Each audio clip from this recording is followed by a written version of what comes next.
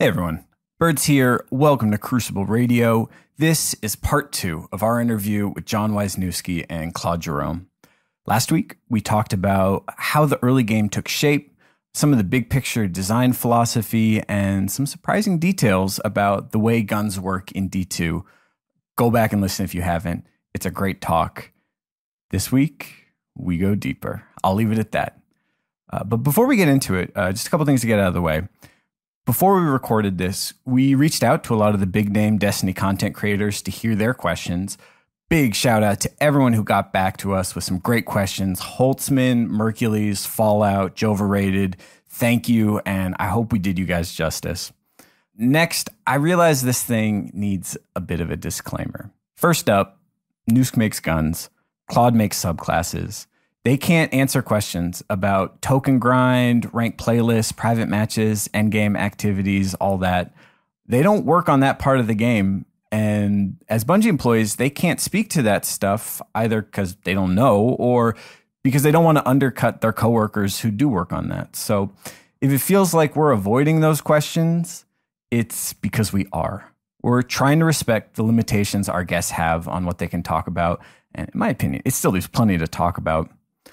The next thing is that they can't really talk about the future. So what they're planning on fixing, what changes they're making, all of that is coming as part of the Curse of Osiris release and beyond. We're already starting to hear details about that. And the last bit is that while we here at the show agree D2 could be better, we don't necessarily agree even with each other about what the problems are and how they should be fixed. So instead, we talk about the game we've all been playing since September 6th, for better or worse, and try and ask more interesting questions than, you guys messed this up, are you going to fix it?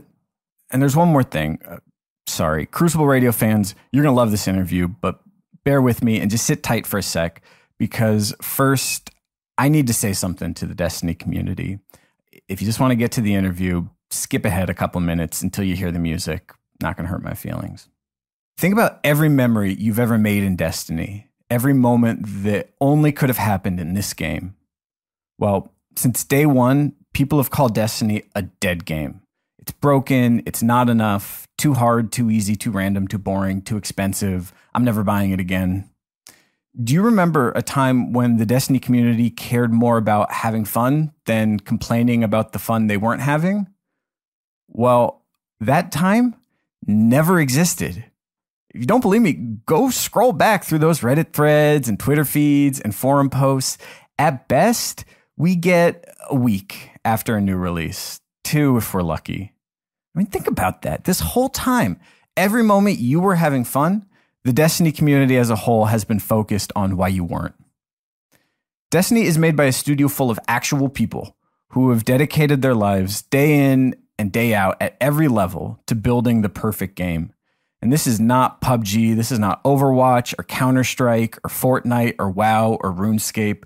This is a game unlike anything else that has ever existed, one that's continually pushing the limits of what's possible. And that means working an endless line of problems with no real solution except to try and strike an impossible balance between irreconcilable goals. And sometimes fixing those problems means making another problem worse. That's how it goes. So this Thanksgiving, I'm grateful that there's a group of people willing to tackle those problems every day so I can play the video game I've always dreamed of. And not just Bungie, but all those community members too, who contribute to making this game better. And I'm willing to wait for it. If it takes 2 weeks for a bug fix, fine. If it takes 3 months, and for real, 3 months for a major DLC, balance patch, quality of life update, fine. Honestly, I don't care if I have to wait until Destiny 3 or 4 or 5 to get the game I've always wanted. And I'm going to enjoy the hell out of myself every step of the way. If you want to help, help. Think of your solutions and share them with the world. That helps make Destiny a better game.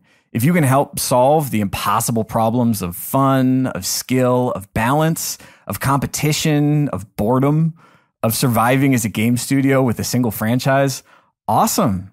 Help figure it out, share it and debate it and refine it. I love reading and listening and watching what thoughtful people make, and so do Bungie employees. But you know, it's always kind of bugged me when people talk about Crucible Radio being about positivity, because people who know me know I'm not a positive person. I don't have a sunny outlook on video games or the world or life, but I've learned the hard way to try and accept the world for what it is. I don't have to like it, and I don't like it, but I still try and accept it, because this acceptance allows me to experience sometimes a little joy and patience and resolve if I'm lucky and I work at it. So on Crucible Radio, what we do week after week is think of new ways to have fun in this game, to challenge ourselves and to make something out of the raw canvas that is Destiny. That's how we try to help, and that's it. And if you dig it, cool. Be inspired and inspire us. And if not, that's fine. We all have day jobs, and we do this particular thing because we like doing it. That's it. And it's not for everyone. If what we do is not appealing to you, please don't listen. You're not obligated. Make your own fun. Make your own podcast. Make art. Compete to be the best. Get hype. It's a game. And if Destiny, as it stands today, is just not working for you, if you can't enjoy the good parts because the bad parts are just too bad, that's fine. And that's honest. Don't play a game you don't enjoy. Find other games that are doing something you like and play them instead. Destiny never stops changing, but it's not going anywhere. If it gets better, come back. Vote with your wallet. It's as simple as that. That could be how you help Destiny. But as my dad used to say, shit or get off the pot. Because there's nothing I hate more than listening to idle complaining, the endless chanting of single line bullet point fixes, like you were the one who thought of them, or like you're the one who's going to turn them into a real fix. When you decide that all you're going to do is rattle the bars, moan on endlessly about playing a game you supposedly hate, respond to every improvement by finding something new to gripe about, and call for the heads of whatever Bungie employee made the mistake of trying to communicate and letting you learn their name, if you think that helps make Destiny a better game, you betray your ignorance and disrespect of how goddamn hard the work of building video games is, and you shit it up for the rest of us. However simple it seems to you, you're wrong. Whether you're a casual player or the best game designer who ever lived, the real answer is always more complicated than you can understand.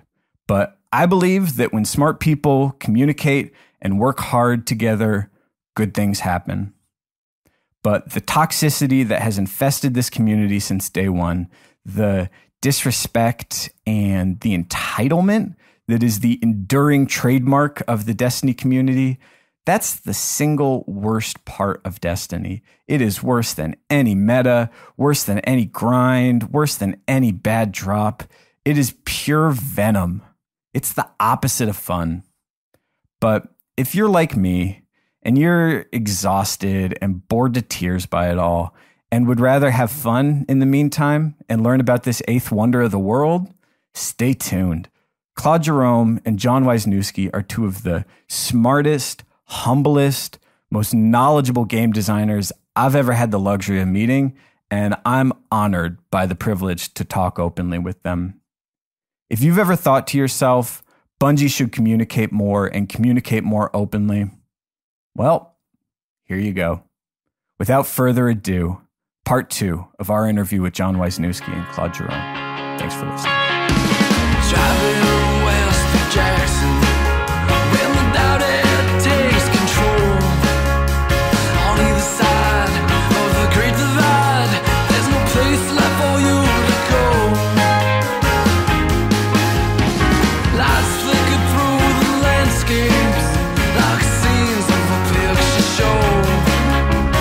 Think to yourself in a truck stop bar, I bet it long ago.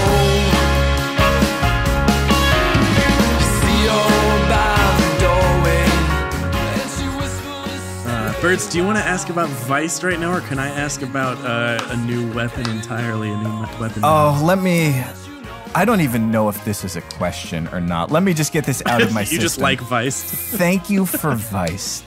I mean, you talk about rapid fire, and and that's a part of it. But like, Weist is, as a new foundry, just has such an identity that to me is like is on the level with what Omelon means. I mean, for me, it means more than what Haka does to me right now. Birds. I'm going there. Birds. I love. I want to hear what John I know, has but to say about No. This is great. This is great. I love. Let me just light up a cigarette right now. Kick my feet back. What else, Birds? What else do you love about Weist? I'm so glad dear. you asked. The guns look all different. They don't look like other guns. They're about as far removed as you could get from like those like vanilla D1 Crucible like blue and orange guns. I'll add to this the reload. Reloads are beautiful when you pop out the mag on the Scout and you just see all these colors that were otherwise hidden on the shader. But also, like, from a stats nerd point of view, they're fascinating to me where they sort of fall in the time to kill chart, because the Scout for me is like the killer, because if you can land headshots, it's the best Scout. And completely opposite for the bullet hoses, for the auto rifles. If all you're doing is landing body shots, it's the fastest kill. And that there's like it gives you a set of instructions when you go to play these guns. I love everything about them, and I just want to know, like, tell me a little bit about the story. Where did Weist come from, and what was? We decided early on in D2 that we should add a new weapon foundry. It was basically just our team got the ball rolling on that, and they came up with a bunch of different like concept pitches for what our new weapon foundry could look like. And there's I think the shape language of the auto rifle is the one that defined the whole foundry. I think once we saw an early concept drawing of how the auto rifle would look, we all got really excited, and I think a lot of the visual material that influenced that auto rifle concept was more anime focused. Like, is a little bit like the concept was like Tech Ninja, like Ghost in the Shell, this is like Neo Tokyo, stealthy, 100%.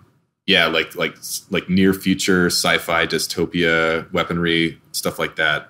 And it just got us all really excited, and I think once we saw that look, like, we knew that the foundries have to have like an identifying like gameplay feel to them, right? Like all the stuff you're talking about, like being rapid fire and stuff. Once we saw that, it was like, okay, wow, that's a really easy gun to design a fantasy around, let's do that. And so, it became all about like, Destiny is definitely not a stealth game, but like, how would a stealth gun feel in a game like Destiny? Almost all of them have silencers on them. It's sort of like the gameplay fantasy is like Tech Ninja, stealthy, like the weapon for the enemy who is not on the front lines but was hiding in the flanks the whole time. And that got into how we started naming the foundry. Like, all the names of the weapons are named after these like insects or snakes or things that are like, they're more deadly when you don't see them as opposed to when they're right in front of you. I'm really happy with the Weist foundry, and it was all going great. And then when Audio got their first pass in on the gunfire, we all just like lost it. It was like, oh my God, it's so cool. The sound of those guns is incredible. And I think, it's just like, there was a lot of hard stuff to do on Destiny 2, and Weist was really easy. It just all came together nicely in a really awesome player experience. And then as a nice little teaser, I'll say that we have a capstone on the Weist weapons coming out in Curse of Osiris that I'm really excited about. I don't know what that means. Hot exclusives. Yeah. What does that mean? Well, like Suros has the Suros regime. Like Omelon had the Cold Heart. Like, some of these boundaries have like a capstone weapon that really sort of like really leans in hard to the fantasy. And we got a good one coming up in Curse of Osiris. All right, I'm excited about it. Nice. I have one more question about Weist that is also not a question. It's just a statement. The question version of it is, could you please give me a kinetic Weist gun? And the statement version is, give me a kinetic Weist gun, because I am so close to an all Weist loadout. I'm so close to like 3 different all Weist loadouts, but I'm missing that piece. Fucking do it, Bungo. Yeah. I'm gonna start calling you a tech ninja so much, Birds. I'll just I'll drop that into my suggestion jar. Thank you. Okay, well, I guess I'll talk about a thing that I like now, but it's about the new weapon types. I always get confused when I say the word archetype, but they're brand new, and that's SMGs and grenade launchers. And particularly SMGs have been a part of my loadout a lot lately. The Omelan ones, and we've already mentioned Antiope and that sort of thing. And then we've got a lot of people I've been seeing chatter that they just love play of the game, the grenade launcher. But how are those new weapon types working so far, and how do they fit into the system that exists, and how they play well with other guns? How's it going? I think it's for the most part going well. I think SMGs are totally viable in the whole game. Like looking at weapon stats, we're seeing a lot of people run SMGs, which is good and satisfying. And I think a big part of that is that like the concept of the SMG, sort of the fantasy around it is very simple. It's been well defined in many games. It's understandable, and then Destiny reinforces that. Like we didn't rewrite the book of SMG. We just added a chapter. And so I think SMGs are doing fine. Grenade launchers are a little bit more nuanced. Like listening to the show, I know Birds has had some trouble figuring out his grenade. And Birds, I applaud your efforts of just like taking it out into the wild and like figuring things out. But yeah, if we all want to like maybe stoke the fire a little bit, we can pull up a chair and talk about the origins of the grenade launcher. It's sort of why I will admit it's hard to get a grasp on in the game. Here's why.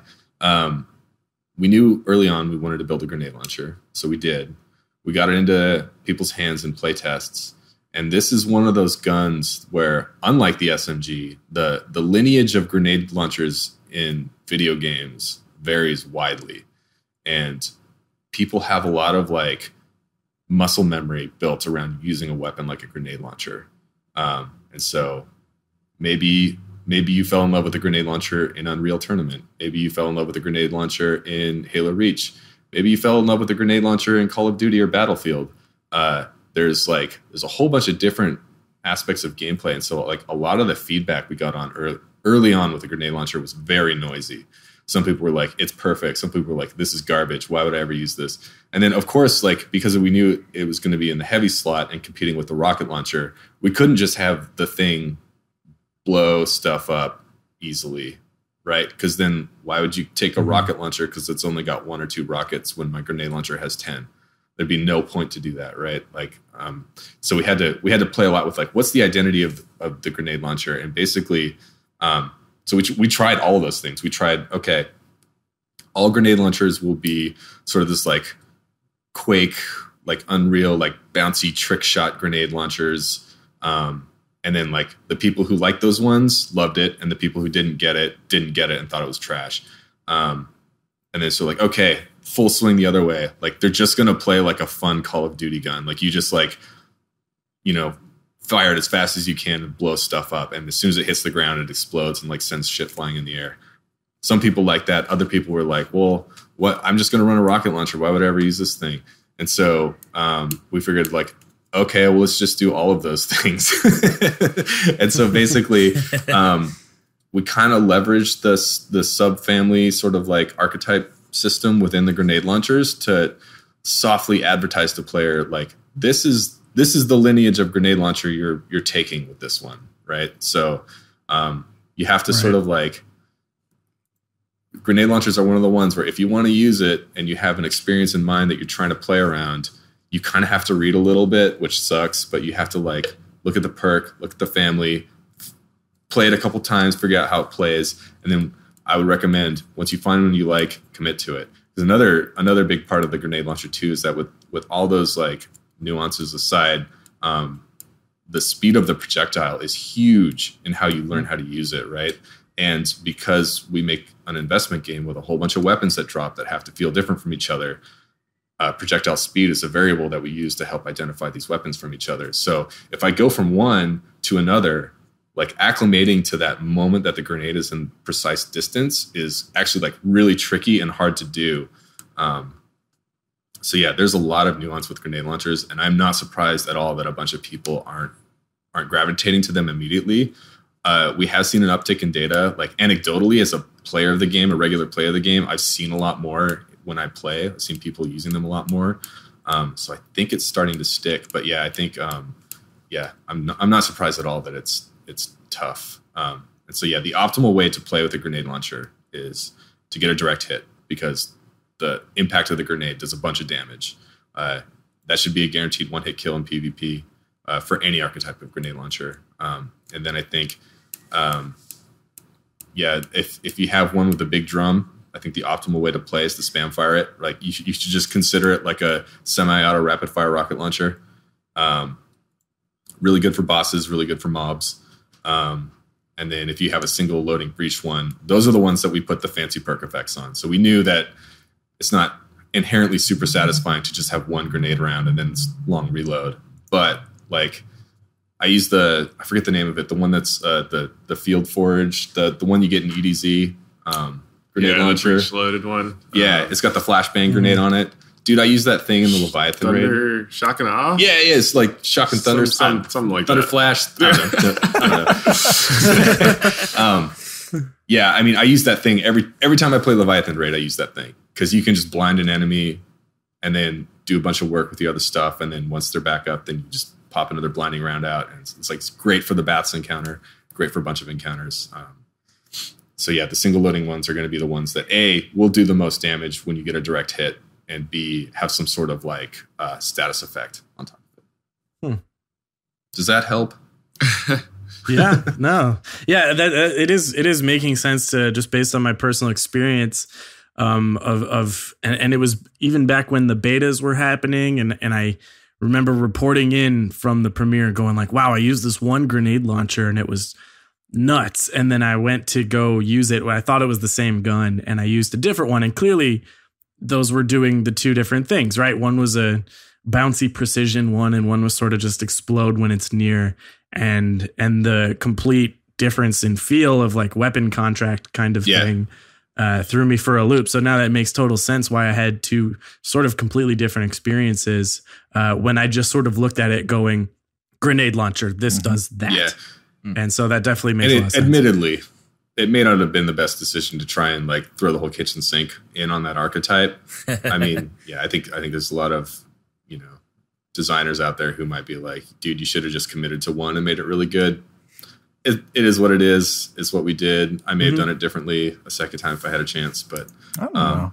I love the longevity of it. Like it's fascinating to me to watch just how long it's taking the community at large to figure these things out. Like it took forever for someone to even go like, oh, play the game. That's good. I wonder why they call it that.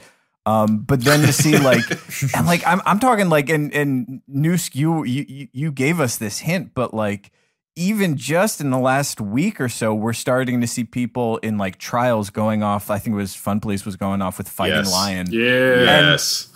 And just to like, just to see that, see just how long it's taking people to figure these out. Like, I love that the jury is still out on them, and that probably there's a bunch of other uses for them that we just haven't found yet. Yeah, those Fighting Lion videos were awesome to see. So like Fighting Lion, I understand why it did not have a standing ovation when people first got their hands on it. The design intent behind Fighting Lion was never to be, this weapon will solve all your problems. Like, this is a weapon that you use and finish an encounter with. That weapon was always meant to be used in combination with everything else that you have, right? Like, it's supposed to be like either the starter or the ender for your encounter. And the perk is all about starting your encounter with that weapon and then getting a kill, which will automatically refill a round for you and then get you ready for the next encounter.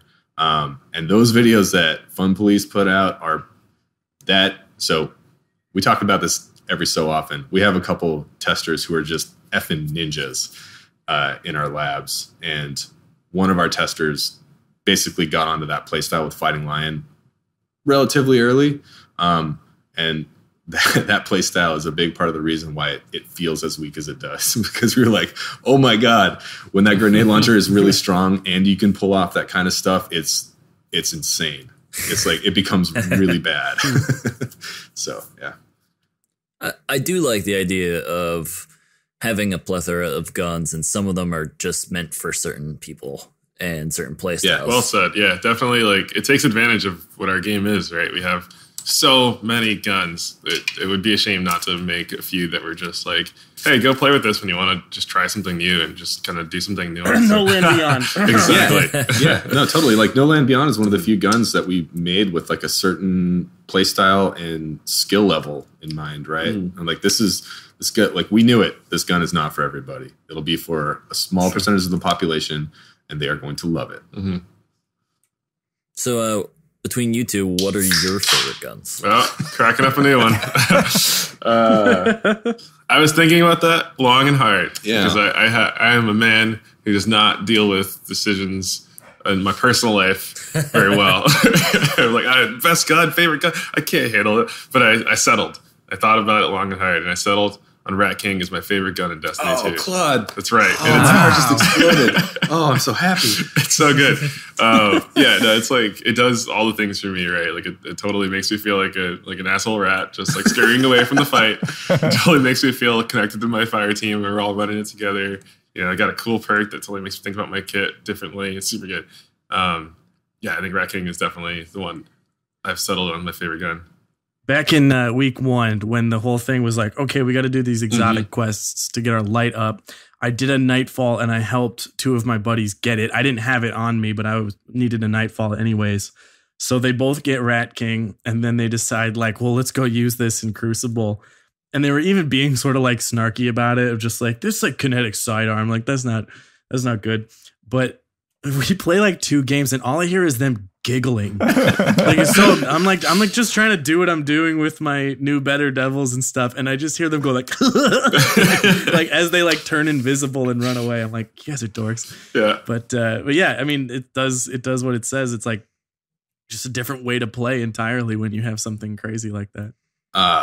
Yeah. I don't know if I can answer this one, because you're basically asking me which one of my babies is my favorite, and they're all my kids, man. Like, yeah, but that's the thing. Even like with real children, you still have your favorite. Like, some kids are better than other kids. It's true. It's just true. You got me there. Is that a hot take? There's Is that the where hot we take. drop the hot take?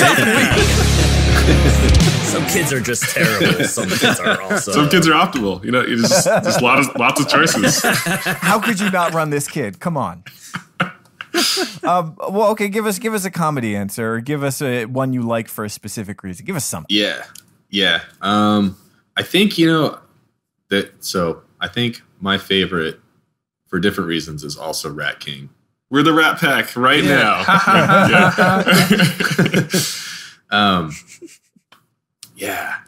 Rat King just came together really well. And it was sort of like it was a tough road, and it paid off really well. So originally I was looking at the exotics we were going to make for Destiny 2. Kind of made a matrix of like, okay, we need to have this many kinetics, this many energies, this many powers. We want to make sure that there's an equal balance of like autos, sidearms, pulses, snipers, all that stuff. Like, make sure that all the play styles and all that, the different things that people might want are represented in some way.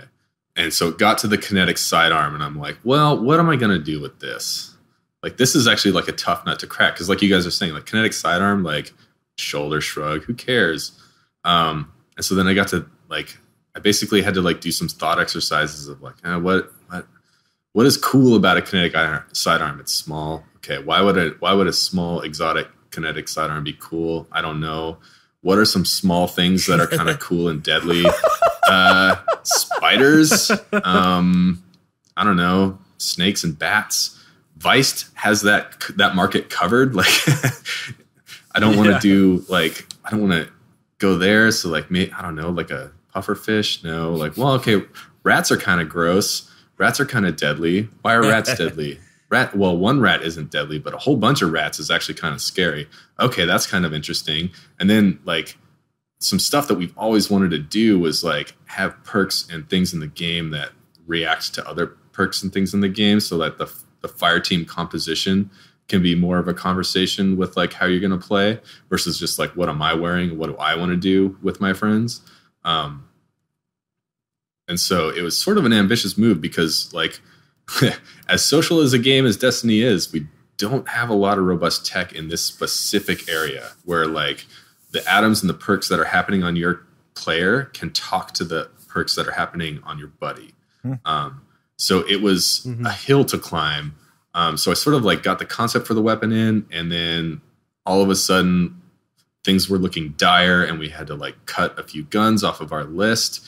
And like Rat King was one of the first to go, but it was kind of in the pipe already. And so then the concept art came out, and as our concept artists tend to do, we saw that image and we were like, holy fucking shit, we got to make that. Like, oh my God. And I sort of like made this pledge to myself that like, okay, I know this weapon is cut, but I will find a way to get this in the game. I will find the time. I will come in on the weekends. I will stay late, like whatever I need to do to make this thing happen.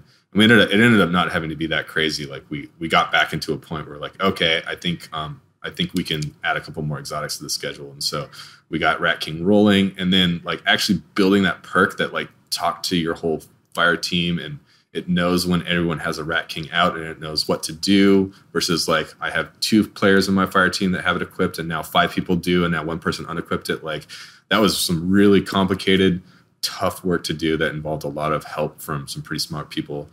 So it was just a huge uphill battle, and that's a really, really, really damn long answer. But then the final effect of like getting that gun in the game and just like having it play so well. Oh yeah, and then like the icing on the cake was like, okay, we did all this work to make it play cool when you have a group of 6, but like, what can we do to make it like fun when you just have it by yourself? And just like, I guess you could go invisible after you kill somebody, and like that just felt like a stupid, like overpowered thing to do. But then like once I thought about how that played in with sort of like the fantasy of a rat pack, and you see all these like evil glowing eyes in the dark coming at you, and then like one of them strikes and then shrinks off into the back, and the rest are all there and they're still ready to pounce, and it's just like it just worked and it really clicked. And then there's this like insane moment of validation when a bunch of the D2 leads were play testing, and a couple of them were using Rat King, and they just like came to my desk and gushed, and I was just like, oh fuck, oh my God, like it worked, I did it.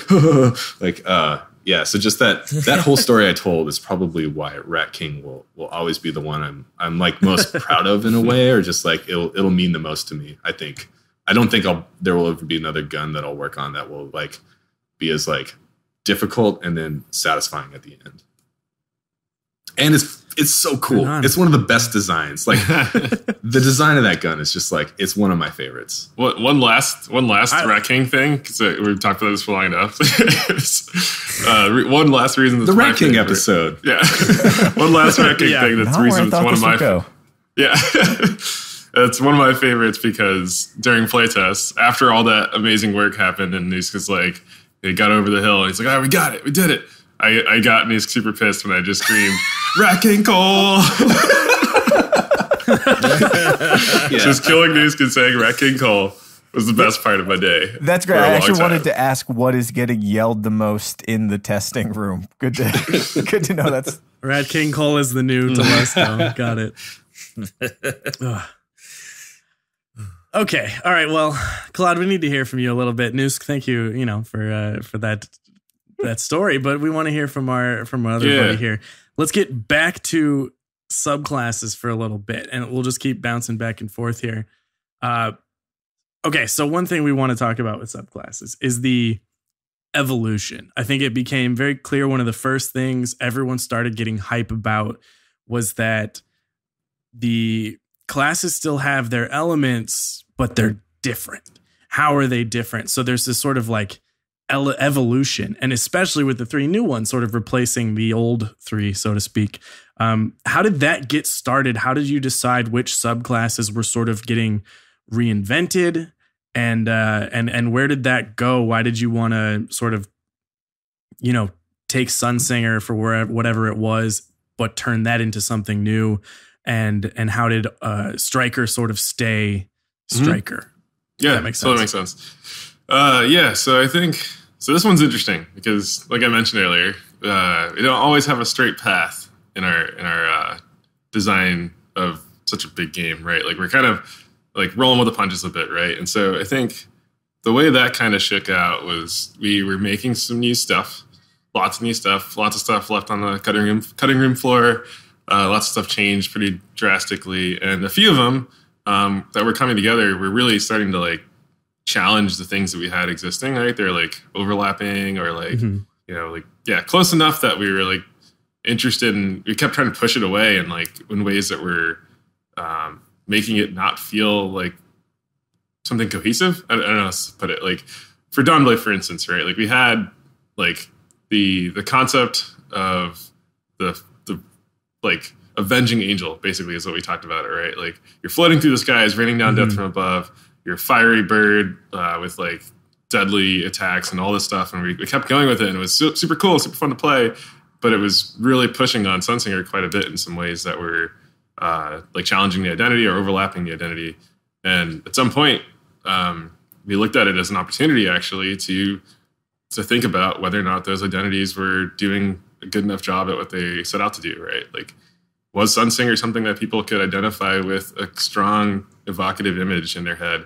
And we challenged ourselves, which was really hard to do. Like we played it for years, just like everybody else. And like, we knew what we were trying to do with it. And so like, it was super hard to do. But then when we finally embraced it, I felt like it actually, it brought back new life to those fantasies in a way that like, it gave us a lot of cool ideas for how to push it harder, right? Because the Sunsinger encapsulated a lot of ideas and tried to support all of them equally, which sort of made it a little bit more vanilla than I think we wanted it to, in some ways that like same as other builds or subclasses, and like I think that was a super good opportunity for us to kind of challenge those existing ones. And so it wasn't like we initially set out to do that exactly, but we sort of embraced it along the way. Like it's sort of like the game told us what to do when we were playing it.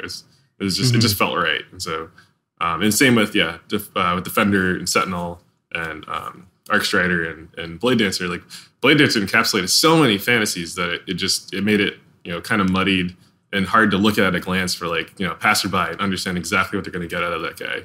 And now like we took one of like a few subsets of like the fantasies that Blade Dancer encapsulated. It's like it was like Tech Ninja, it was Stealth Guy, it was like Eviscerator. It was all this like these really cool ideas, and we took a few of them and we said like, let's take the physical adept fantasy and see where we can take that. Like can we take that box and make a bunch of really cool evocative fantasies out of that? And so we took it to like the emotion of like the martial artist, the acrobat, the super close quarters combat specialist, and how do we make that read at a glance, right? And so we had we had a lot of different really powerful tools to sell that. Like we have amazing animators here, and the work they did on the Arcstrider to push that just made it just work immediately. It was like this guy this is going to be something we want to play. And then it just gives something to chase after and like a really strong idea to chase it. It depends on the build. And then some of them are like, there's just a lot to explore left. So like, I think Voidwalkers, again, I don't want to keep talking about Voidwalker, but I'm playing Warlock on my PC right now. So it's like top of my head. And so with Voidwalker, I think it's a good example of like a really clean fantasy that does read from afar really quickly as like familiar but new. You're a clothed spellcaster throwing out a fireball, but instead of a fireball, it's a black hole. And it destroys worlds or whatever. It's super cool. And so it's like immediately everybody gets that, but then we didn't necessarily follow through on all of the aspects of that fantasy, like the energy manipulation stuff I was mentioning earlier, right? And so like there was a lot left to explore there, and so I didn't feel like as necessary to like reboot that kind of thing, right? It's just like lean into those strengths and revise other things that need a little bit more lifting.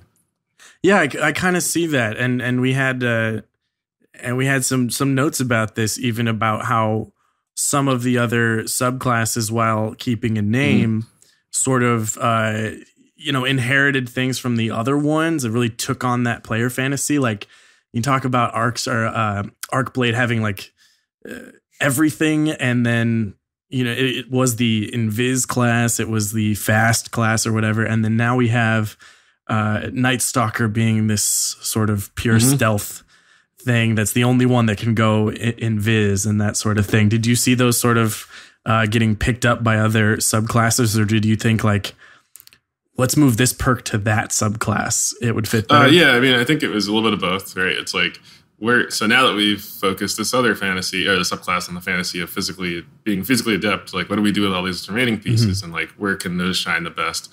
And so yeah, like Night Stalker was a super obvious place to land on like things like stealth, and I think we found a bunch of other places like that. Like I think basically tightening the fantasies for each different subclass made it easier for us to think about where perks go and how they act with each other and how they evoke a specific emotion when you're running through all those mechanics, right? And like I think Striker's a really good example. Striker wasn't bad at all in D1. It was super fun.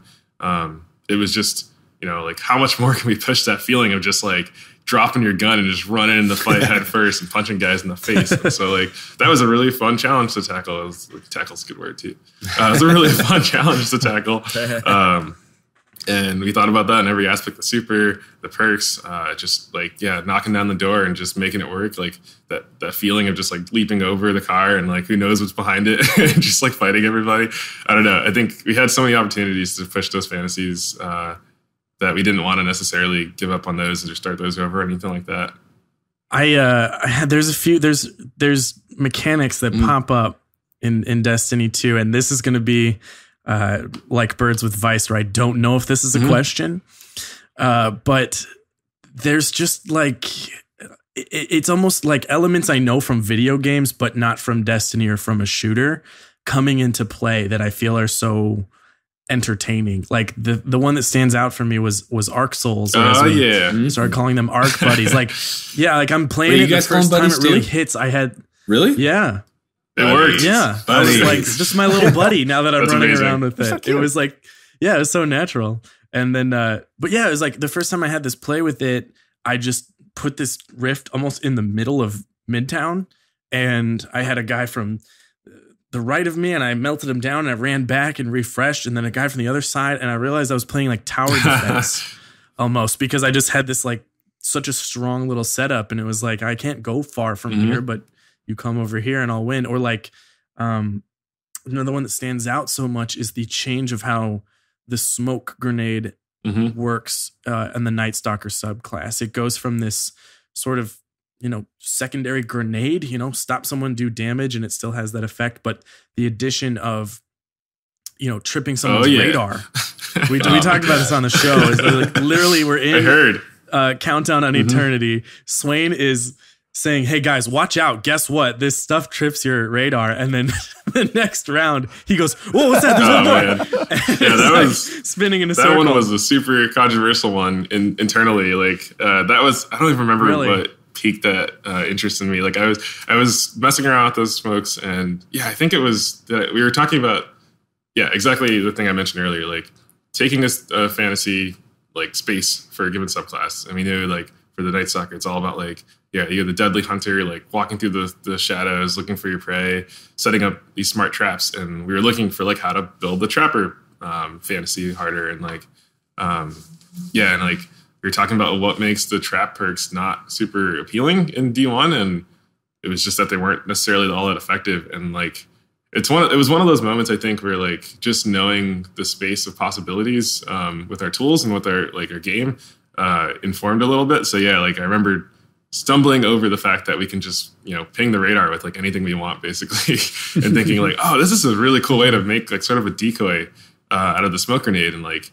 forcing people to like into these locations or like away from you in a way that like totally felt like you have a tool belt of all these like tricks, and you can just use that to deceive your enemies and go in for the flank. And like that felt amazing right away, but definitely did not feel amazing for the opponents all the time, right? Like setting up these like trolley traps and just like, oh, there's a guy, wait, what? And then like looking for the cue. It was amazing. So, and I think like that was one of those things where, it's hard to know how the community is going to interact with it, because it's sort of like many layers deep. Like it's after you understand how to throw it and after you understand like where to put it and all this kind of stuff. And I'm super glad people are picking up on the detail there and like figuring out how to play around that. So that's been really exciting to see. I've been playing a lot of Assassin's Creed in between my Destiny time, and it straight up feels like an assassin character, where I throw something over there and make a guard go start walking so I can dupe them. Well, if you can give me the ability to stab someone in the neck from behind, that would be great. That would fit perfectly, wouldn't it?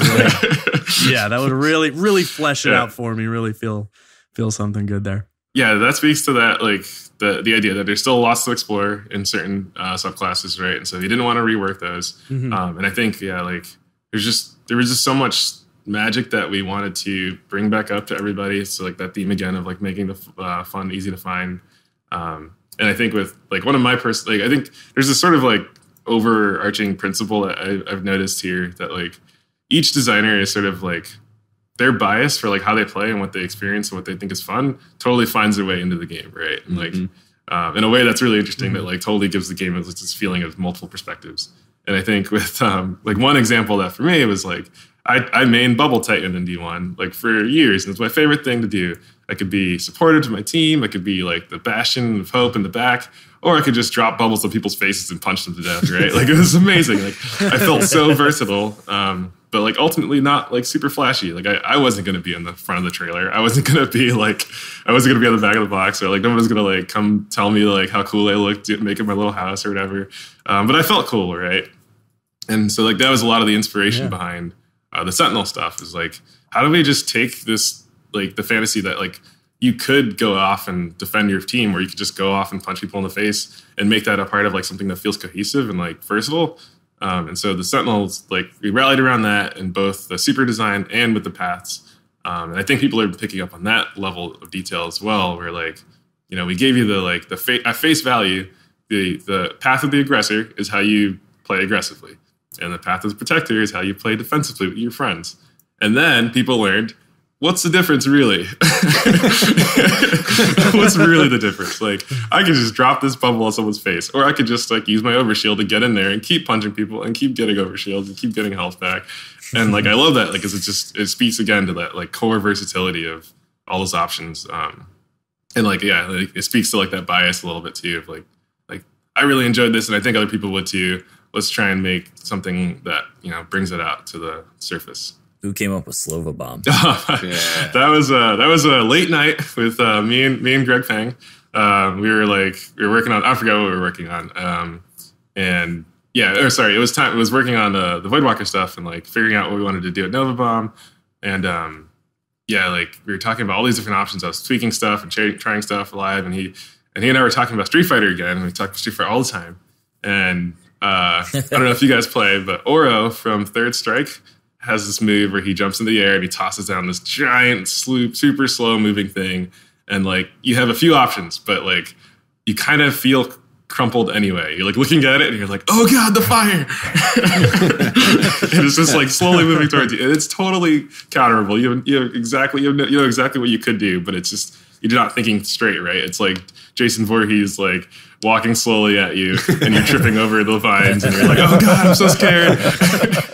And like, it totally feels like that. And so like, yeah, and it's really, yeah, we have some really powerful tools when it comes to that kind of stuff. And so we played with a bunch of different options there and like totally found this like really cool magic moment where like this thing is chasing you and you're terrified and you're running through the halls and it's like leaning over your head and like your screen darkens. You're like, oh God, oh God, oh God. And everybody's screaming and running away. And like, even if you don't necessarily get a kill, it's still kind of satisfying to see like everyone scatter. Yeah. It's also really satisfying to run behind it too. Yeah, that's one of the things I found early on too. It's like you cast it and then you're like on the ground, you're running behind it and you're watching people run away and like panic and you're just like picking shots wherever you can. Yeah. And it's just like, it's cool. It's like you're just like following your like satanic ghost friends. Yeah, it's totally, and that goes back to Street Fighter a little bit too, like throwing your Chun-Li fireballs and walking behind them. Yeah, there's all this stuff. These like core principles that we kind of talk about from all these different games and stuff that sort of boosted the excitement there. And then, like it was a more interesting way of kind of getting the same fantasy of like spreading just chaos everywhere. And that's why I fit in that path of like the achievement of chaos and stuff. I feel like I just talked a lot though. I don't know if that's we didn't have to ask the questions because you went there. Okay. All right, everyone, let's take a break real quick to thank this week's sponsor, HelloFresh. HelloFresh is a meal kit delivery service that shops, plans, and delivers your favorite step-by-step recipes and pre-measured ingredients so you can just cook, eat, and enjoy. With HelloFresh, all the ingredients are delivered right to your door in recyclable insulated packaging and come pre-measured in handy labeled meal kits, so you know which ingredients go with which recipe. And HelloFresh offers a wide variety of chef-curated recipes that change weekly, including the classic plan, which comes with a wide variety of meat, fish, and seasonal produce. The veggie plan, which is just for vegetarians and has some plant-based proteins in it. And the family plan, which is quick and easy meals the whole family will love. Better yet, you can choose the delivery day that works best for your busy schedule and even pause your account for weeks at a time. You won't spend all night in the kitchen because recipes only take around 30 minutes. Lots of one-pot recipes for serious, speedy cooking and minimal cleanup. Each week, there's a 20-minute meal on the classic menu for when you really don't have more time than that. You know me, I'm a chef in real life, not in my podcast life. And I do appreciate getting one of these meals from time to time. It just makes it so easy. Everything, all the mise en place is done. It's there for you. You're ready to create a meal at home. I also think it's really good for when, I'll be working all night and my wife needs something simple, easy to execute, and delicious. And I think HelloFresh does this perfectly. So for $30 off your first week of HelloFresh, visit HelloFresh.com and enter promo code Crucible30. That's HelloFresh.com. Use code Crucible30. So I think we have, hopefully you guys have got some more goodies for us, but we have one big topic that we really need to cover tonight, and that's PC. We heard this question. What's a PC? Sorry, what is a PC? Did NVIDIA send you a thank you note for selling so many graphics cards for people who've never bought gaming PCs before? No, this is the question we heard from so many people when we reached out to friends for some questions. What were the challenges? What was the balance process like bringing in a completely different control scheme that just breaks the mold of every developed skill we have so far? And not only add it and make it feel good, but also try and strike that balance. You just answered your own question. Like that's the challenge. That's a huge undertaking. Yeah. Walk me through it. I mean, how did that change the sandbox? How did that change the subclasses? I mean, just the concept of accuracy alone, or accuracy or range or recoil, like, what different phases did you go through, and how did you end up where you ended up?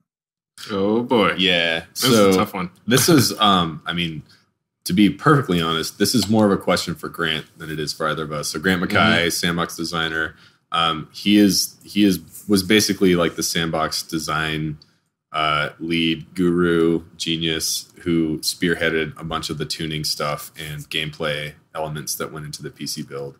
And as you said, that's a massive challenge, and we were all relatively happy to just let him do it. Yeah, because he's really passionate about it, and he was very early on when talk of a PC build was sort of like ruminating and like percolating in a very real way. It was like, oh God, we might do this. Grant was one of the people who early on was like, well, I've always been a PC gamer. I'm passionate about the PC SKU.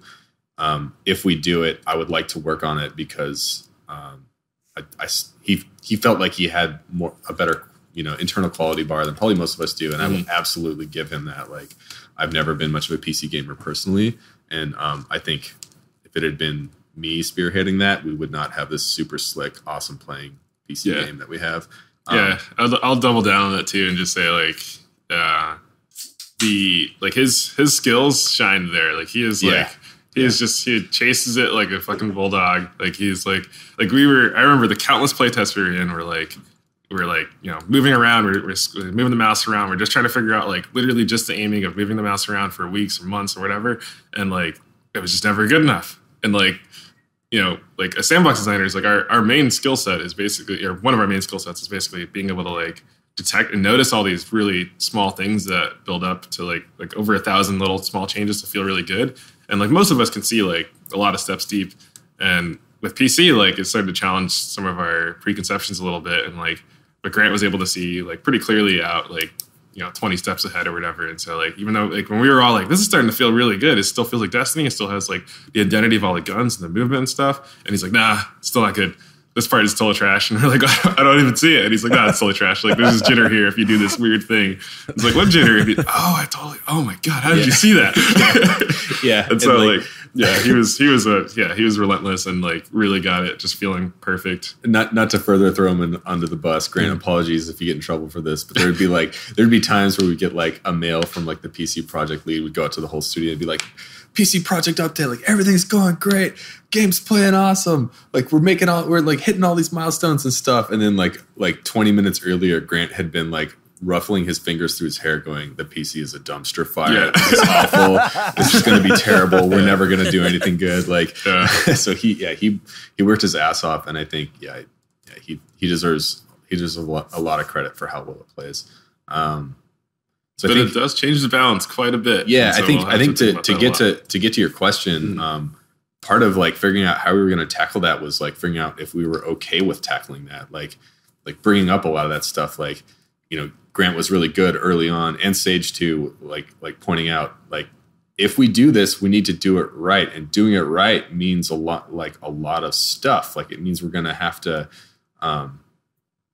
like a lot of our gameplay stuff is built around the controller, the experience of using a controller and interacting with a game with the controller as your input device. And as you guys well know, like mouse and keyboard is completely different.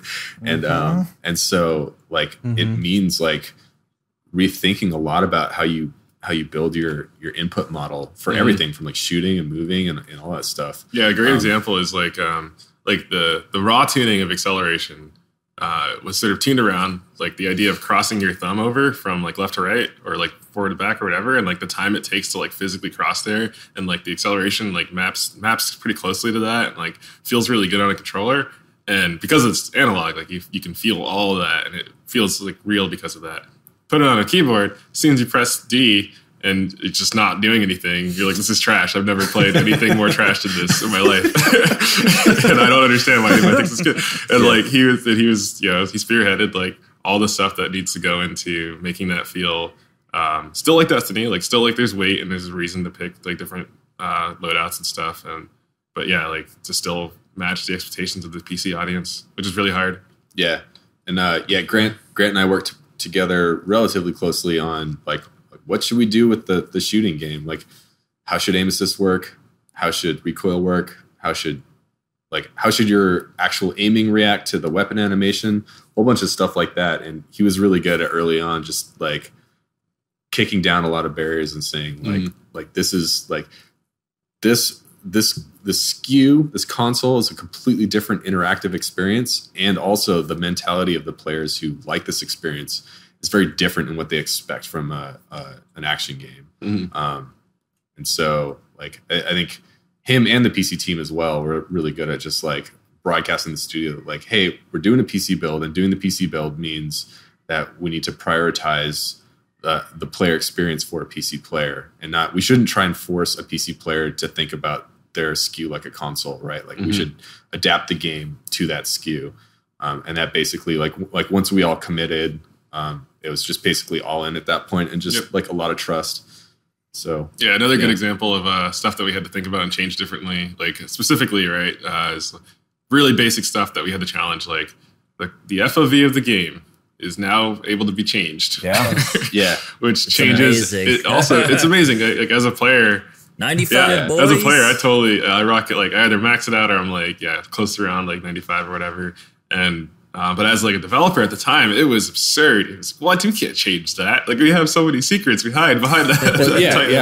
Like really, like it exposed a ton of bugs. Like it caused a lot of wake that our various teams had to fix, right? Because you'd expand the FOV, you could see all this stuff that was previously hidden. Yep, you can't do that. Yeah, and the other version of that is the reticle location. That was a huge deal too.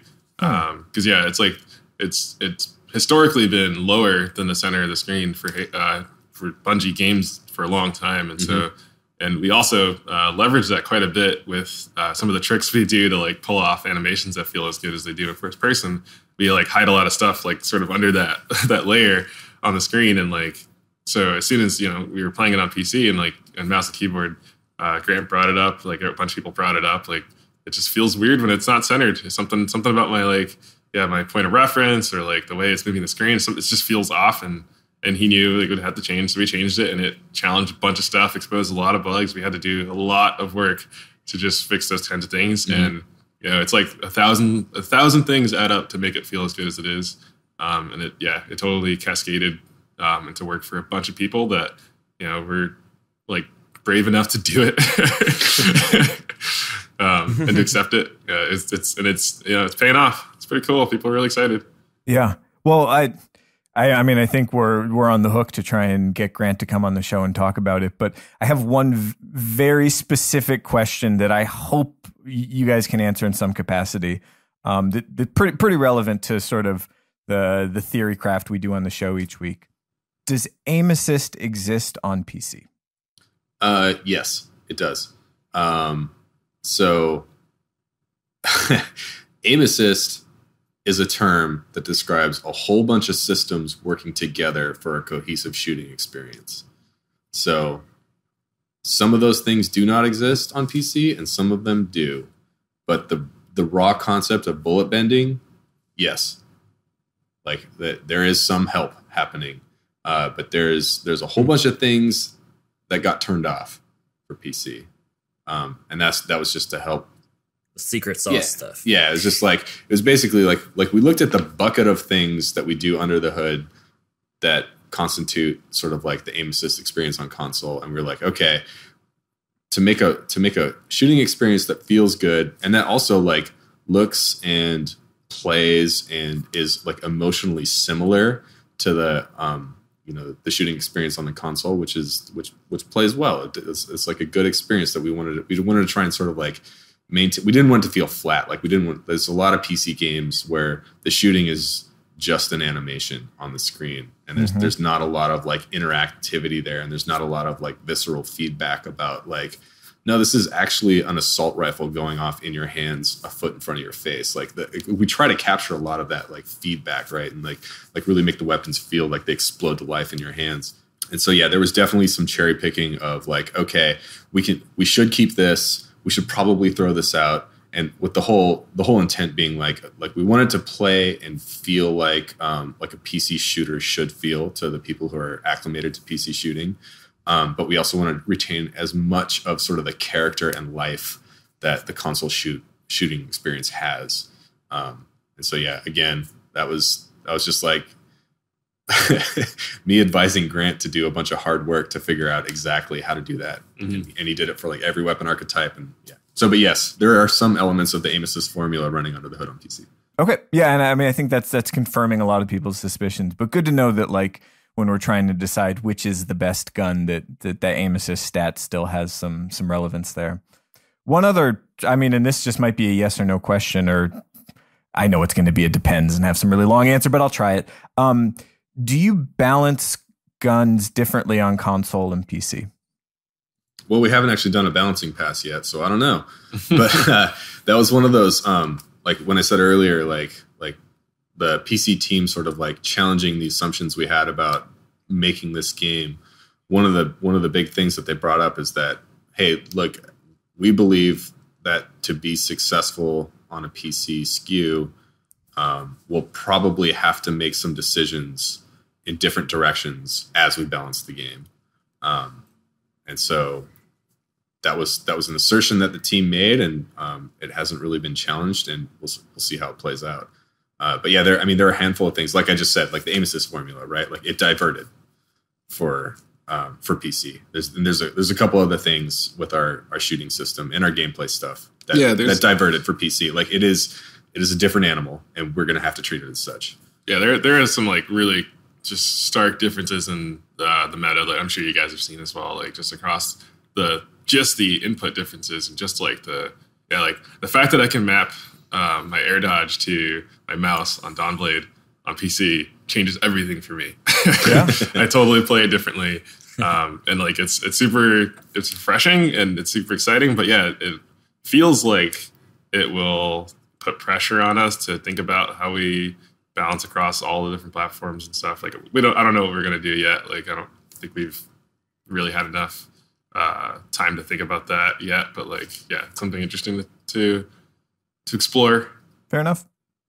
So we've hit on a few of these things throughout this conversation, which has been incredibly fascinating so far. And some of what we've been talking about is sort of what has risen to the surface, either right away or later on. You know, right away we saw stuff like Mida, The Last Hope, go get those guns. And then we sort of saw, oh, did you know ricochet rounds is good?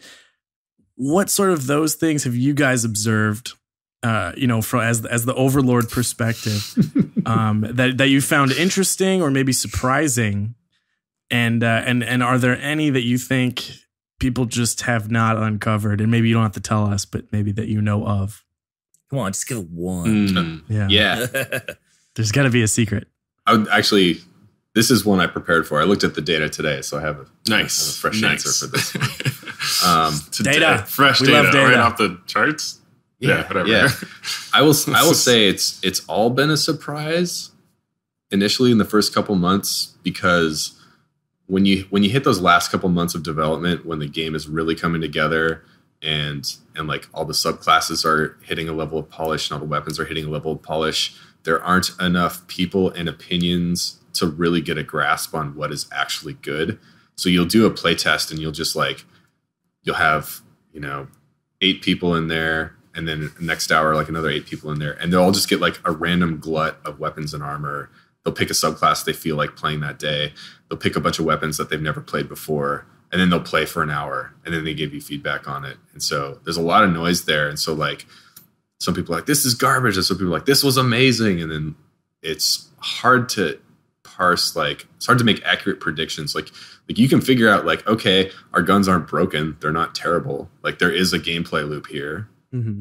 So we know that we don't need to like bug fix anything, but like, are these going to be really strong? Mm-hmm. Are they going to be forgotten about or not cared about? Like, we're not really sure. So in that sense, like, yeah, it's all kind of a surprise. Like you're all just sort of waiting to see what the community is going to gravitate towards. So I think specifically like Antiope is a weapon that has been very consistently talked about by high skill players and very consistently at the top of the data for being a very lethal weapon. And that one is like, it's not a surprise in the sense that like I specifically remember multiple play tests where people were like, dude, that Hawkeye SMG is so good. It was so awesome. And then you look at the stats and you're like, yeah, it seems good. Doesn't seem out of balance. Okay. Like, I don't think we need to do anything about it. It just felt good and it was effective for that person in that play test. And that happens a couple times. Like, okay, it seems good. And like now that's been out for a while, it's like been consistently one of the most lethal weapons. So like, yeah, in that sense, like that wasn't a surprise, but at the same time, we just had to wait for the data to validate that, right? And then there's also a whole bunch of guns that I honestly thought low impact pulse rifles were going to be really strong. I thought people were going to play those a lot, and I do personally. I really like them. I think they're very effective, but people aren't gravitating towards them for some reason. And maybe it's because they actually are weak in DPS, or maybe it's just because people just don't like the way they handle, or they're just too slow rate of fire. Like that was on the flip side, like that was also kind of a surprise. Like I was sort of hedging a bet that those would be really good.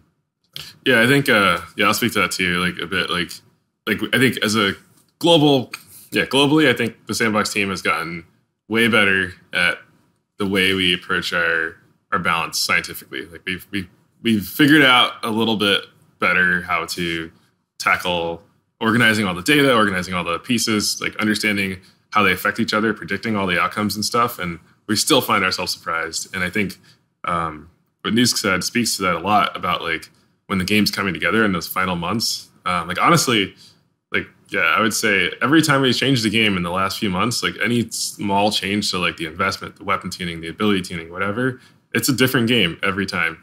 We're playing a completely different game. We're at hour 0 the next day. Right. And like, so there's no way we can catch up to the amount of time that players will put into it in the first week or day or whatever. And so we're like constantly learning and changing it to like make the best changes that we can detect we need to make in that moment. But yeah, it's a totally different game every time. And so it's super hard to predict those kinds of things, especially with like the nature of, playing to win in our playtest labs, or even at home when we're playing like take home builds. Like it's just, like pulse grenades were a good example. I'll bring that up. I'm sure everybody's expecting to hear something about pulse grenades. Because like in the last few months, I was going over just what last things I can do that were impactful, and like pulse grenades in D1 were just not that interesting. They weren't picked very often, and I didn't think it was anything wrong with the core design of it. And so I just wanted to see what knobs I had to tune to play with how effective it feels and seems, and just jacked up the frequency, and it was super fun again. And like people are picking it and they're like, oh, that's pretty good. But like, there was still like, but this is, we're playing to win right now. So I'm picking lightning grenade or like flashbang or whatever. And just reverting to the things they know. And so we didn't see the sheer degree to which people would fall back to pulse grenades eventually.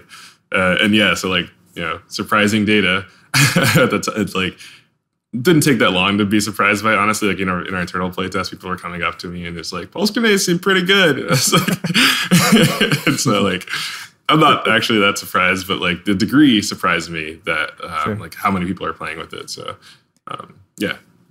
And I also thought like I was pretty sure Mida was going to be really popular right out the gate because it was one of the most popular weapons at the end of D1. And then it was also as a reprise, as one of the few reprises we did with D2, it was one of the few weapons that ended up getting a deterministic acquisition path. Mm-hmm. So you get the quest for it. The quest was like not super hard, like you can knock it out in a night. And and we didn't really change all that much with it either. Like it's relatively the same as it used to be. It got some new art and a little bit of polish to sort of bring it up to the level of shine that D2 has. But yeah, for the most part, yes, we were pretty sure that Mida was going to be really popular right out the gate. Claude, I mean, looking at subclasses specifically, like it was interesting to see sort of where people gravitate towards. And then like, I want to say Devour was the first one where people kind of all started to realize like, this is a real PvP champ right here. It was interesting to see how long it took for people to come around to Night Stalker because it had been reimagined. But then like, all right, all of a sudden Night Stalker is a top tier choice. I mean, sort of harkening back to sort of the idea of gameplay loops and just the fingerprints you have on a subclass. Do you think that there's in PvP specifically, there's a real subclass with a lot of strength hidden in the perks that people haven't found yet? Yes. The end. Yeah, the end. Next question, please. Fair enough. So not the end. I don't recall. Not the end. Yes, I think there's a lot of hidden magic, a lot of hidden power. I think Swainy did a great job breaking down one of the ones that I was particularly sad that no one was talking about. The Sunspots path is Fireforge. I don't know, whatever. I forget. We change the name so often that I forget. Yeah, that path, like, I put a lot of love into, like, because I loved Sunspots and D1, and, like, I totally, I was looking into, like, the future a little bit more than I think players were. So, like, I really wanted to, like, bring out that magic, and so, like, it was really sad to see people not using it, but then, hearing it develop over time was really exciting. So that's one aspect of, like, the evolution over time of the meta, right? And, like, so I think that was one that's hidden. If I had to... Oh, I'll be the champion of that. That's good. People are the other one that I was a little bit sad about, but it's also kind of turning around now is on the Stormcaller, the buddies path we knew was going to be more popular. It's just ridiculously fun to give your buddies.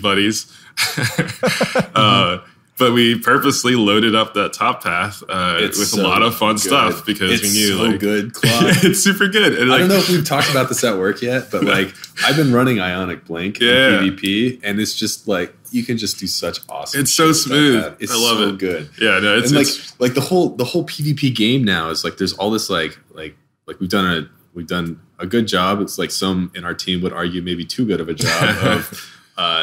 Advertising the super, like forecasting the super, like supers are very counterable now, like for the most part, like maybe not so much Nova Bomb and Golden Gun, but most of the supers are there's a lot of opportunity for counterplay, and there's definitely like an anticipatory play style that's built up around like, okay, that guy just fired like his arc staff, everybody like get ready, like and a lot of those guys get killed before they can do they can do much. And like using that ionic blink, people just they don't expect it, and you can just do such cool stuff where you're just like all of a sudden you're just in the middle of the room and everyone's like, what? Yeah, and you can totally trick people up. Like, you can totally juke people. It's super good. So I was a little sad to see people not gravitating towards that as well. Like we always try. We talk about the concept of like agonizing choice a lot of times, right? Like those paths, I think, is a good example of one where it's like, I can't choose. Like, I gotta help my buddies here, and I blink around like an asshole and just like burn everybody's face off with lightning or whatever.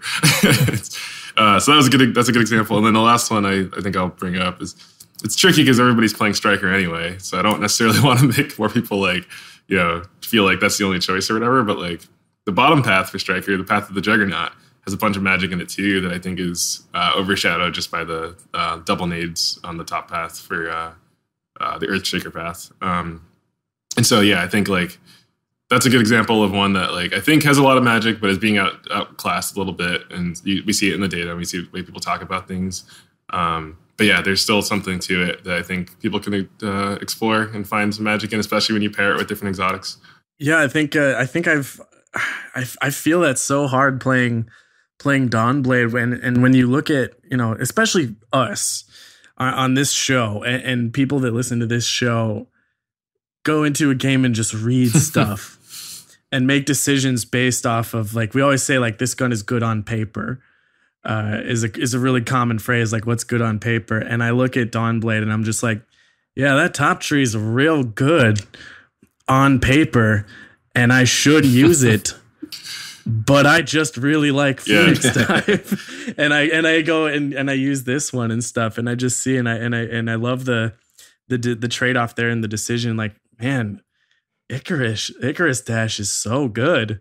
I want to use that, but I still, I make that decision, and like you can make a decision based on what's powerful and just use the more powerful thing. Yeah, but to have to make that choice is always really fun. Yeah, and I think there are some perk paths where you really need to like embrace some of the things that don't necessarily feel intuitive right away. Or like I think that path is a really good example. Tomb of the Sky is like it has the floating shooting while floating perk, and that's one of those perks that feels pretty controversial because it doesn't give you air accuracy, and so a lot of people are immediately like, oh, I don't get it. Like I don't know how I'm supposed to use this, and like I'm missing shots. Like, why would I pick this? And I think that is a super natural response. It makes sense. And then other people lean into it and they're like, well, I'm missing shots. And so maybe I shouldn't use a hand cannon. Maybe I should use, or maybe if I do use a hand cannon, I should use lightweight so I get more shots in. It's not about landing perfect shots, but like getting a lot out there and getting body shots or whatever. And like getting these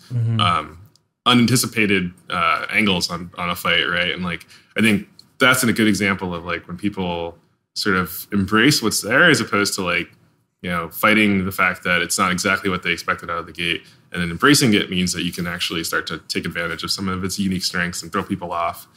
So I think it's good to have a lot of those kinds of options, but it does mean that sometimes they'll be less played with, less discovered. It takes a little while to get there. So but I think it's good and bad for the game. So, Okay, Noosk, you've been on this show before.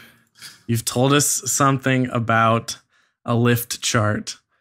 And we have to ask if there is anything making a splash that, the way we've talked about it in the past is that not a lot of people are using it, but the people who are using it well. Yeah. Is there something out there that not a lot of people have equipped, but the people who do seem to be really effective with it? So I looked at the data this morning in anticipation of tonight's conversation. There were a couple surprises. Nothing as stark as like, oh my God, there's this one gun way out in Timbuktu that is just crushing and no one knows about it. But there are a couple interesting trends. So SMGs are very lethal right now. There's like a bunch of the weapons that are like doing well and not ultra popular are SMGs. So there's that. And the other thing that was really interesting was all the Iron Banner weapons are super high right now in sort of your KD, average KD per user. So, and this is, to be clear, because we're coming on Crucible Radio tonight, I filtered this all by PvP. So this is just the PvP. So sure. SMGs are really, really effective in PvP right now. Antiope was at the top, but there's definitely like a number of others like right underneath it. And all the Iron Banner weapons are not ultra popular, but doing really well for people. And the one that was the highest is the pulse rifle. I don't remember the name of it, but I thought that was interesting because I think a common perception right now is that pulse rifles aren't that viable, but that Iron Banner pulse is doing really well as far as the data is concerned. Dang. Good to know. Yeah, Coming back. don't sleep on that. I one. mean, we haven't changed them. They've always been there. So, and then so the other thing, interesting thing too, and this actually gets me really excited based on earlier conversation was I filtered by just the exotics. Like how are exotics performing in PvP? And as we all know, Mida is insanely popular. It is effective. It's showing an average positive KD. The second most popular right now is Vigilance Wing, and it's also doing pretty well. But one of the least popular and the most effective is Rat King. And I don't... I'm not joking, and I don't know why. I literally don't know why. And we're back to Rat King. Look at that. Yeah. We're talking about Rat King Cole again. Yeah, it was like way in the not used very much and way up in the lethality. So, yeah, there it is. Oh God, that's awesome. It could be different next week. Who knows? Sure. Love it. Awesome. That's exactly what we want to hear. We always get so excited when we're just like, maybe we'll find out one or two. But I feel like we should, guys, if you have any parting words for our listeners. Yeah, we should let you go home for the weekend and live your life. Life needs to get lived or something. I'm tired. Sure, I'll say something. I'll thank you guys again for having us back. This conversation that we have with you guys is great. It's special. I like it a lot. I like the tone that you set for this conversation, and I like that we can just talk about the game and in a way that is, what's a good way to say this? Emotionless, right? And so I will say that's appreciated and happy to come back anytime. Yeah, I'll echo that. I'll say I think the reason I like listening to Crucible Radio is because it reminds me of when I play with my friends, and we're just we're shitting on the game every now and then. We're like, we're playing it, we love it, but there's a couple things that we get to shit on it or whatever. But like ultimately, that's not what we're there to do. We're there to talk about playing the game together, why we like playing it together, and like talking about all the options and playing around with all the guns and toys and the toolbox, and like it just feels good to like have something to just socialize with your friends about that you can do like every day and like come back to all the time. And like you guys just make me feel like I'm with my buddies at home playing on the couch. And like I think that's that's the magic of the game, is like just playing with your friends and like playing with these cool toys and just like making up stories. Like I think that's a really positive spin to set as an example for the way we talk about the game. And like and the other thing I want to say too is that like one of my favorite parts about Crucible Radio as well is just like how it exposes the depth to people who may not be aware of it, right? And like I think there's so much depth in the game that is like variable. Like it's like there's depth that's like this is optimal, this is nuanced, this is exposing like cool things you can do that aren't necessarily the best or whatever, but just like fun to do. And I think you guys do a great job of like bringing that to light. And that's like to us, like that's magical because we put all this magic into the game, and so you're letting everybody see that. And so keep it up, it's good stuff. Thank you. You guys might lose all your listeners, but you'll still have two. And then one last thing. Sure. Another data tidbit and a hot take. Peacekeepers is the best Titan exotic. Let's say it. Yeah. What? The Peacekeepers is the best Titan exotic. I love running double SMGs with Peacekeepers. I call them my. I use a lot of different. Wait, Claude. Is this a hot take? Like I looked at the data this morning, or is this a hot take? I'll mention the data. Like my name's Claude, and I have opinions on things sometimes. It's a hot take. Like my name is Claude, and I love my SMGs as fans. Yeah, internally, I loved them, and like I think actually I don't work on the exotics. It's a group of other people that are doing a great job, and so it's like one of those like rare moments where I get to just like play with something that like I haven't played with or made, and so as a player I get to experience it. And like I remember the first few play tests where I got my hands on that thing, and I was just screaming like SMGesus, let's go, and, like, just like blazing. And so yeah, obviously Antiope. Well, I mean, just pronounce it how it feels good in your heart. Anti-horse is my favorite SMG, obviously, because it's very good. Anchovy. Yeah, and there's a bunch of good. I think the Iron Banner SMG is probably my second favorite for the energy slot, I guess. And just and you can obviously run it without double SMGs if you don't want to be an asshole like me. But it's super fun. Everybody should try it at least once in their life. I think it's like a fine dining experience for those who like SMGs. It's one of those experimental restaurants that serves you food in like a concrete bowl. Yeah, you must crack there's like a open weird yourself. cheese on the side. You're like, I don't really get it, but this is awesome. You like grill the meat yourself. Got to dig through the sand for your clams. Yeah, so give it a shot. Hot take. Well, thank you so much, guys. And yeah, I just to sort of echo the love, like every time I get a new gun drop and I inspect it, I feel like I'm getting a message in a bottle that just like washed up on the ocean, and I'm just thinking like, what did somebody have in store for me when I got this? So keep making fun stuff to play with. But we're at that point in the show. Where can people find you? Where are we going to be seeing and hearing from you guys next time? Well, conveniently enough, I will be on one of the Crucible Osiris streams coming up at the end of the month. It'll be the third of the 3. I believe it's like the gear you're going to be looking for. So yeah, we'll be looking at some of the new guns and things. Maybe the Vice. Maybe that. Yeah, we might be showing that off a little bit. Yeah, pretty good. Yeah, I'll be on that stream, and yeah, we'll be looking at some of the new weapons that'll be coming out in the first expansion, and we'll be sort of like, I don't think we're going to get too in depth with it, but we will be addressing the conversation of tuning the game. Right on. Sounds good. And if you're looking for me, I'll be out in the future, the world of tomorrow, making another fun big thing. Let me just say, I have seen some stuff on Claude's monitor the last couple of weeks that have made me extremely excited for the future of Destiny 2.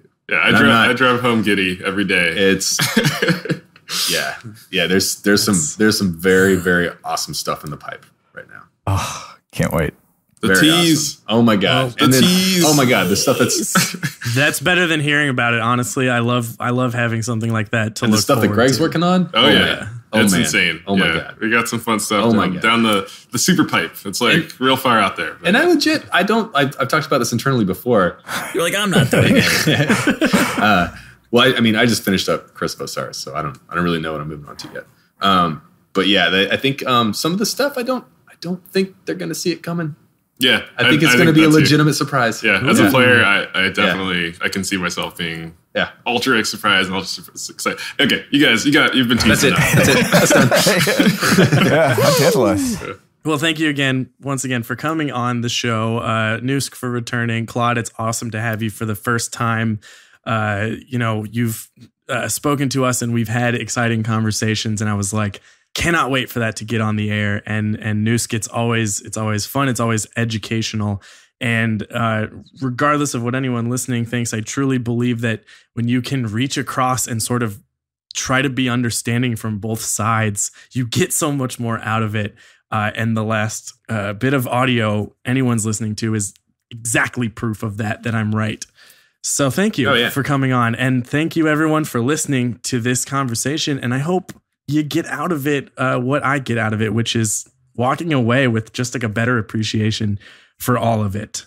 And we'll have to do it again. I think we'll just have to keep making this a thing on Crucible Radio. So thank you guys again for that. Yeah, you guys should totally do the PC episode with Grant. You should try and get that worked out. That'd be cool. Sure. Ooh.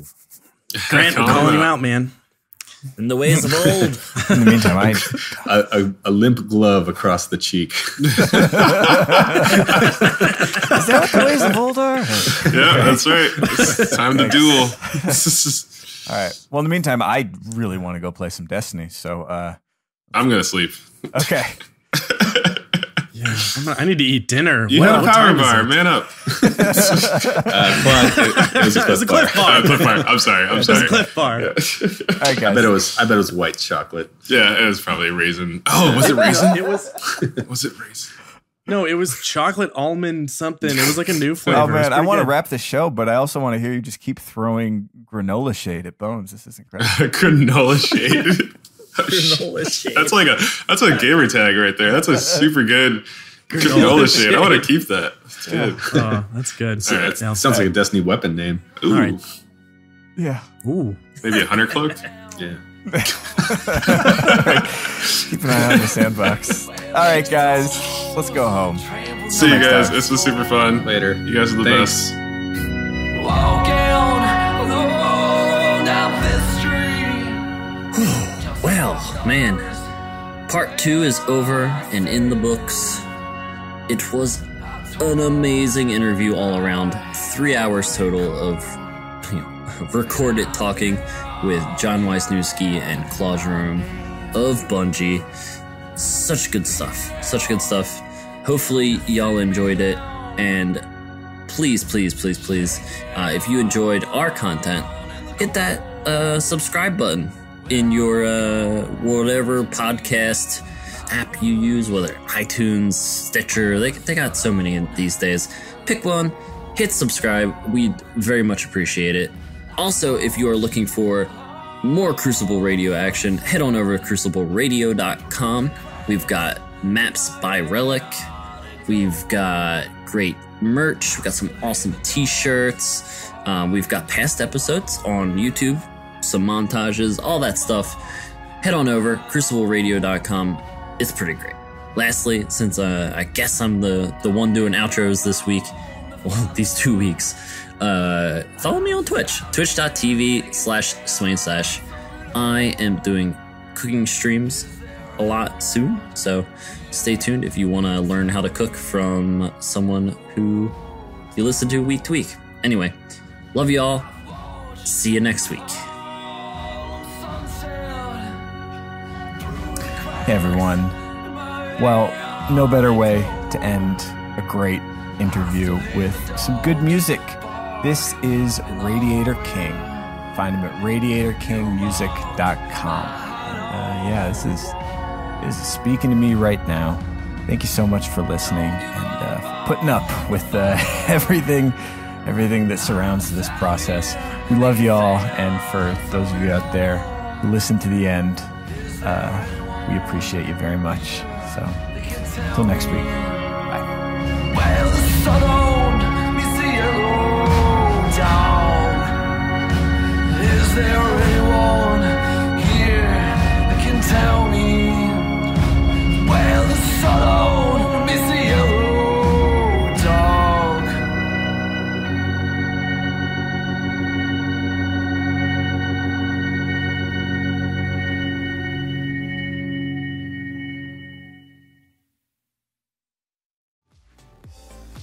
Hello everyone, Swain here. You know that Crucible Radio is your source for all things Destiny PvP, and I know you want more than just this video, so make sure to head on over to crucibleradio.com to find all of our past episodes, detailed Crucible maps, t-shirts, and much more.